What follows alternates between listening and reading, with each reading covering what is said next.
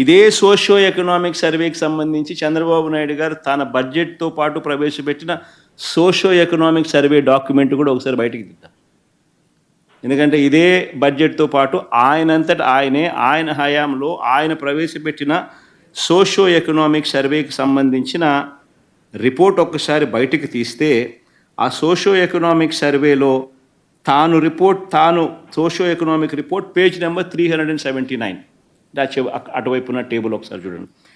Page number 379 చూస్తే MSME sector, ఇది కొంచెం బ్లోఅప్ చేయడం, ఆ పక్క కొంచెం బ్లోఅప్ చేస్తే ఎంఎస్ఎంఈ సెక్టార్లోనే చంద్రబాబు నాయుడు గారి హయాంలో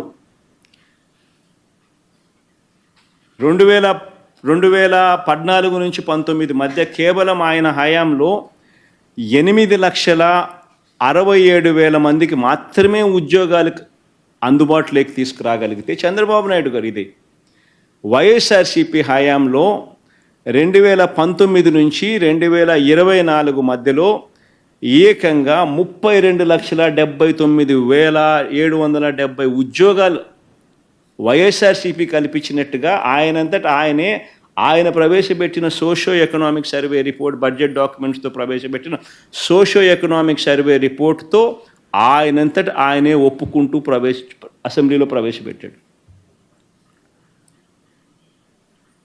చంద్రబాబు నాయుడే ఆయన 5 సంవత్సరాలకు సంబంధించిన ఆయన డేటా, వైఎస్ఆర్సీపీ ప్రభుత్వ హయాంలకు సంబంధించిన 2019 నుంచి 2024 సంబంధించిన data, socio economic survey page number 379లో ఆయనే సోషియో ఎకనామిక్ సర్వే ద్వారా చూపించిన డేటా, ఆయన 5 సంవత్సరాలలో ఎంఎస్ఎంఈల ద్వారా క్రియేట్ అయిన ఉద్యోగాలు ఎన్ని అని చూస్తే 8,67,000 ఉద్యోగాలు మాత్రమే ఆయన క్రియేట్ చేయగలిగితే వైఎస్ఆర్సీపీ ప్రభుత్వ హయాంలో 32,79,770 ఉద్యోగాలు క్రియేట్ అయినాయని చెప్పి ఒప్పుకుంటూ ఆయనే చూపించిన డేటా.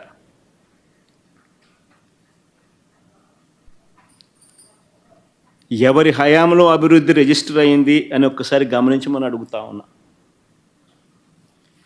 ఇక లార్జ్ అండ్ మెగా యూనిట్స్ కేటగిరీలో కూడా మా 5 సంవత్సరాల హయాంలో 102,000 ఉద్యోగాలు మేము కల్పించినాం. చంద్రబాబు నాయుడు గారి హయాంలో 102,000 కన్నా చాలా తక్కువగానే లార్జ్ అండ్ మెగా యూనిట్స్ కేటగిరీలో కూడా నమోదు కనిపిస్తుంది.